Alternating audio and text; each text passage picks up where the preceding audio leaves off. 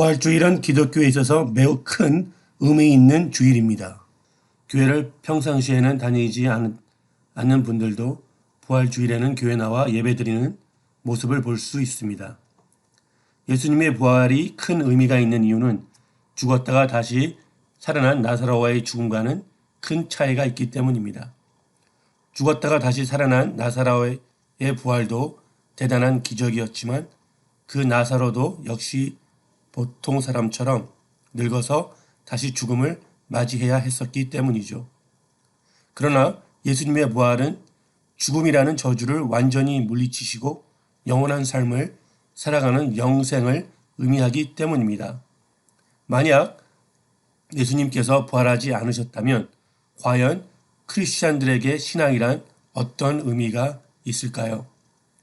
고린도전서 15장 17절에서 19절에 보면 그리스도께서 다시 살아나신 일이 없으면 너의 믿음도 헛되고 너희가 여전히 죄 가운데 있을 것이요 또한 그리스도 안에 잠자는 자도 망하였으리니 만일 그리스도 안에서 우리가 바라는 것이 다만 이 세상의 삶뿐이면 모든 사람 가운데 우리가 더욱 불쌍한 자인이라라고 말씀하고 있습니다.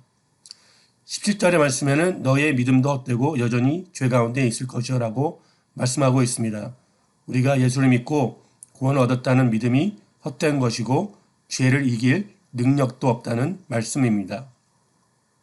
또 18절의 말씀에는 이미 예수를 믿고 이 세상을 떠난 분들도 망하였고 19절 말씀에는 예수를 믿는 우리들은 불쌍한 사람들이라고 말하고 있습니다. 결론적으로 우리가 교회에서 예배드리는 것, 말씀대로 살려고 하는 것, 기도를 통해 하나님께 매달리는 것, 전도하는 것, 이런 모든 것들이 시간 낭비라는 것입니다.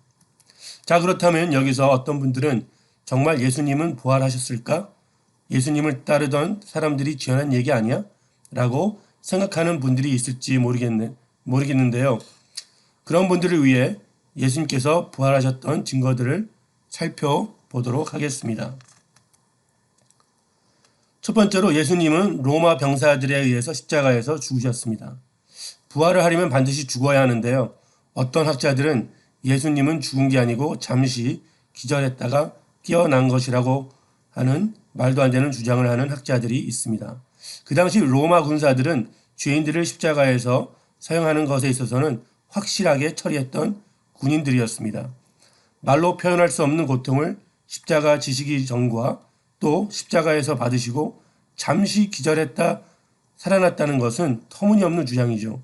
그것은 마치 마켓에서 생선찌개를 끓여 먹으려고 생선을 사다가 찌개를 끓여 먹었는데 먹으려고 하니까 생선이 마치 다시 살아났다는 것과 같은 말도 안 되는 이야기입니다. 두 번째로 예수님의 무덤은 비어 있었습니다. 성경에서 보면 무덤에 시체가 없어졌다는 것을 처음으로 발견한 사람들은 바로 여자들이었습니다. 그 당시 유대 문화는 여자들을 존중하지 않는 문화였습니다. 여자들은 증인으로서 서지도 못할 때였는데 성경에서 사도들이 아닌 여자들이 발견했다고 쓴 것은 무덤이 비어있다는 것을 증명해주고 있는 것입니다. 만약 무덤이 비어있지도 않았는데 만들어낸 이야기라면 여자들이 아니라 남자들이 가서 발견했다고 해야 했을 것입니다. 만약 만들어낸 이야기라면 사람들을 설득하기 위해서라도 남자들이 발견해야 했다고 했어야 했으니까요. 예수님을 시기했던 종교 지도자들은 예수님이 살아계시는 동안 자기 자신이 부활할 것이라는 말을 했던 것을 기억하고 있었습니다. 그렇기 때문에 그들은 제자들이 시체를 훔쳐서 예수가 부활했다는 거짓말을 하지 못하도록 무덤 앞에 큰 돌로 막고 경비병을 동원하여 지키게 하고 있었습니다. 나중에 이들은 무덤이 비어있는 것을 보고를 받은 후에 제자들이 시체를 훔쳐갔다고 돈을 주고 경비원들을 매수했습니다. 더욱 재미있는 것은 사도행전에 보면 제자들이 예루살렘에서 예수님이 부활하셨다고 전도하고 다녔을 때 무덤에 예수님의 시체가 있다는 것을 증명하지 못했습니다. 세 번째로 예수님이 부활하신 것을 목격한 사람들과 그들의 헌신 때문입니다. 부활하신 주님을 봤다는 사람들이 너무 많다는 것입니다. 여자들, 베드로를 비롯한 제자들, 사도 바울 그 외에도 500명에게 나타나셨습니다. 무엇보다도 예수님의 제자들은 성령의 능력을 받아 더 이상 무서워서 숨고 떠는 제자들이 아니라 담대하게 사람들에게 나아가 주님께서 죽으셨다가 살아나셨다는 것을 증거하는 증인들이 되었다는 것입니다. 예수님께서 부활하셨기 때문에 제자들은 순교하면서까지 복음을 전할 수 있었고, 부활하신 예수를 만난 사도 바울이었기 때문에 예전에 그리스도와 교회를 핍박하는 폭행자가 아니라 이방인들을 목숨을 아끼지 않고 주님께 인도하는 전도자가 될 수 있었던 것입니다. 만약 예수의 부활이 그냥 누가 만들어낸 이야기라면 과연 주님께서 돌아가신 2000년 후에도 기독교가 부흥할 수 있었을까요? 지금도 많은 분들이 복음을 전하려 선교하시고 희생하고 있는데 과연 그분들은 정신적으로 무슨 이상이 있어서 그런 것일까요?